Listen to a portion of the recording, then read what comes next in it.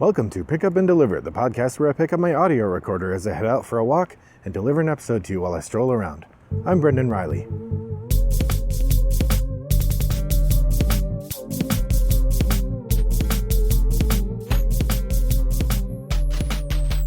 Well, good morning, listeners. It's a lovely day here in suburban Chicago. The weather has turned a corner and suddenly it's autumn. I'm wearing a hoodie and it's comfortable out. It's a little sunny, but it's nice and cool. Like if I were just in a t-shirt, I'd probably be a little too cool, but in a hoodie, it's just perfect. Great weather, very exciting. I'm happy to be here talking to you today. I'm on my way up to the library. This is a work from home day, so I'm taking an hour to go for a walk up to the library and back. It'll be like 45 minutes actually, but then I thought I could talk to you while I do that. Huzzah! Ha ha ha ha! If any of you are Stonemaier Games fans, there's a sale going on right now, but for the 10th anniversary of Stonemaier Games, everything is 10% off on the website. And it's actually 20% extra if you're a Stonemaier champion like I am. So I went and ordered the missing packs that I have for the Rolling Realms series. I don't have any of their new games that I want to get. I already have Castles of Mad King Ludwig, and I have Between Two Cities, so I don't want to get either of those games. Anyway, I have like all of the games of theirs that I want, but it was fun to get those promo packs for a significant discount. Well, it has been a little while since I've talked to you about new games, and I've played some new games, which means that naturally one should understand that it is time for Shooting from the Hip Triple Shot. Shooting from the Hip Triple Shot, for those of you who are new, is a quick review episode format in which I talk about games that I've encountered for the first time recently. These are games that I played maybe for the first time, maybe once or twice, but no more than that. This time around, I have 3 games that I've tried recently. The first of these is a game called Quirky Circuits. This was contributed as a game for my college board game club by Plaid Hat Games, so thank you to them for sending that. That's a really nice thing to do. The version that they sent is a 2-player game in which you have 2 different robots. One is a cat riding a Roomba, and the other is a robot penguin. And the idea is they are navigating these rooms full of obstacles, and what you're trying to do is get them through the room.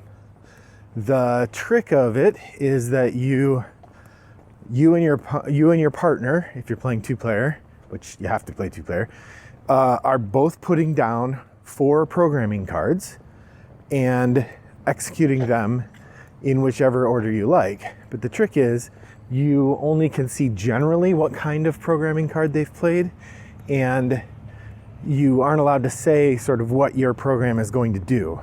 So the idea is you're kind of working through limited communication to try to move the robot around and win. It's a pretty neat game, really fun. I don't know if I'll say really fun. It's fun and neat. It would definitely be excellent for a family game, and I think for the college game club, it'll be useful for showing them how programming games work and what kinds of things they might expect from them. I mean, as a more seasoned gamer, I found it pretty light. But the components are nice, and the board book is nice, and overall it's pretty good. I'd say the top charms of it are, again, the collaborative programming and then the look and feel of the game, which is very cute. If I had more time to paint or spent more time painting, I would certainly want to paint up these minis because they look really nice. Now, I never got to try the original version of Quirky Circuits, which I believe had 4 different robots in it. It was a bigger proposition, like a $40 one, whereas this one is meant to be more of an intro thing, and I think it's in the $20 range. It's got a blue box instead of a gray one, so certainly something that I think is worth another look, and if a student wants to try it, I will certainly do that with them. So that's Quirky Circuits from Plaid Hat Games, designed by Nikki Valens, the designer of Legacy of Dragonholt and many other really interesting narrative games. Now this one doesn't fit those other ones quite as well, but it's aimed at a different audience and kind of a different kind of approach. So worth checking out if you get a chance. That's Quirky Circuits. The next game up is Flamecraft. This is a newly delivered game from a Kickstarter campaign with excellent marketing and very cute board game design. That the essence of this game is that it is super cute to look at, and for everything from the art to the minis to every bit about the production, all really top notch. The gameplay in Flamecraft, it is a relatively simple resource management and collection game in which you are using these little dragons to collect resources from different shops, and then using the resources that you've collected to complete contracts, which then upgrade the shops and make them benefit more. In addition, there are these fancy dragons that you can recruit that will give you additional bonuses, and those end game bonuses will help you with your score. During the game, you're getting the way the game flows is pretty interesting. You have your pawn that you move to one of the stores, and then when you move to the store, you can either upgrade the store and then activate all of the dragons in the store, and I'll explain that in a minute, or you can add a dragon to the store. You can collect resources, add a dragon to the store, and then activate one of the dragons in the store.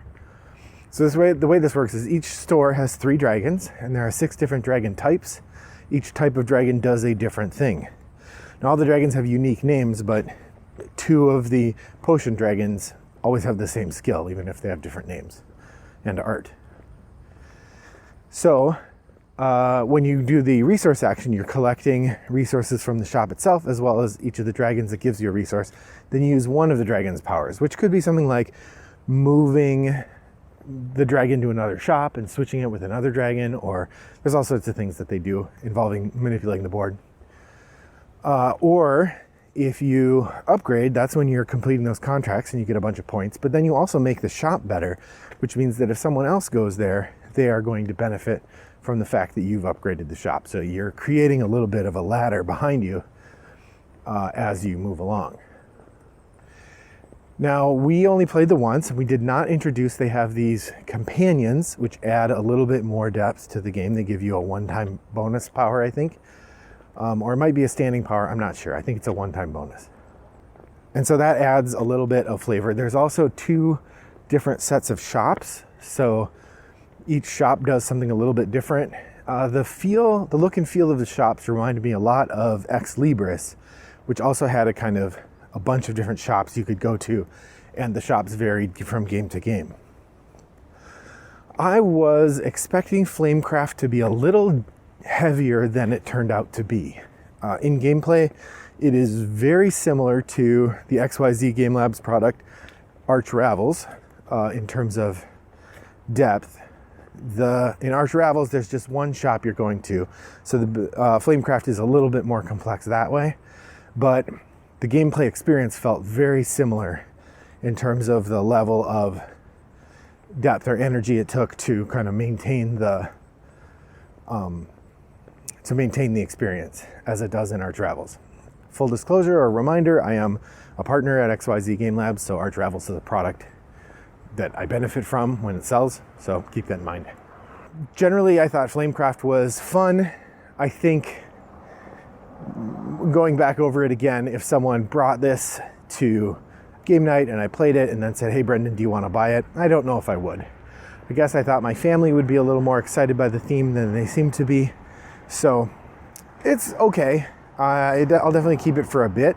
We'll play it a few more times. It might end up making its way to the game club or to school, to my school game club or to my weekly game club, or it may end up getting sold off.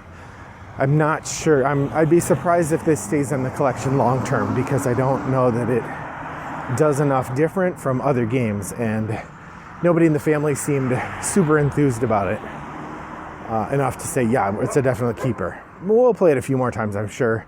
I'm just not sure it's going to make the long haul. That's Flamecraft, designed by Manny Vega with art from Sandra Tang, published by Cardboard Alchemy. All right, the third game that I played this week was Streets. Streets is a game that, if you've been listening to the podcast for the last few months, I have been trying to get played for a while. We did have an abortive play of it some time ago when my wife and I sat down to play it, and it turned out I hadn't really figured out how the rhythm of the game would flow. And as a result, I wasn't really ready for the teach, and my wife was tired. So between those three things, we only played a couple rounds and then we stopped.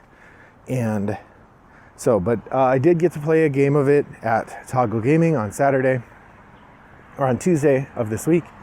And I thought I would tell you a little bit about that experience. So Streets is a tile laying game in which you start the round with a hand of 3 tiles, and you're going to put one tile onto the board by adding it to a street or connecting it perpendicular to a street. So you're always either adding onto a street or closing off a street. When you add onto the street, that's just what you're doing. Your city, your house gets added onto it, and people who have the color that match the icon on the card on the tile get added to that building. If you close off the street, if you just close off one end and the other end's still open, nothing happens. If you close off both ends, then all the houses on the street get scored. The people who own them score points based on the individual scoring conditions on the houses, and then all the people move to other buildings. The second part is the really interesting meat of the game, because while you don't have a lot of control over which tiles you have relatively limited places you can play them and so on.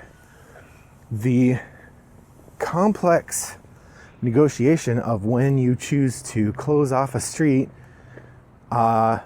is really interesting, because as the person, if you are the one who closes off a street, you get to decide where all of those people are going to go. So you might close off a street, even one that you don't have any houses or streets in, buildings in, because then you get to decide what happens to all the people who are there, and you might be able to shuttle them toward one of your buildings. So that interplay, that back and forth between where your buildings are and where other people's buildings are and what you're going to get points for, is really pretty fascinating and makes for interesting gameplay, even if the rest of it feels a little bit random. Like, you often don't have control over which buildings you're going to play or which streets you're going to add to. All in all, Streets was pretty interesting. It's definitely a game I'd play again. The small form factor means it'll probably stay in the collection for a while, at least till we've played it a few times. We didn't use there's a add-on that gives you special powers or helpers or something, so adding that on gives the game a little more variety, which I'm looking forward to trying. And the look of it, if you haven't seen this game, it looks really pretty. It's got a kind of minimalist design aesthetic that looks really nice. It is the second in a series of 3 games, the first of which was called Villagers, and the third of which is called Moon. They're all designed by the same designer. And that person's name is Hakon Gardner. So, Streets, not bad. I'd check it out if you get a chance. So that leads me to the big question. Have you played any of these games? What do you think of them? Head over to Board Game Geek Guild 3269 and share your thoughts on these games, either Streets or Flamecraft or whatever the first game I talked about was. Yikes. Quirky Circuits. Share your thoughts on those over in the guild. You can drop me a direct message by sending the email to brendan@rattleboxgames.com. Or you can send me a message on Board Game Geek. Wombat929 is my username there. Thanks for joining me on my walk today. I hope that your next walk is as pleasant as mine was. Bye-bye.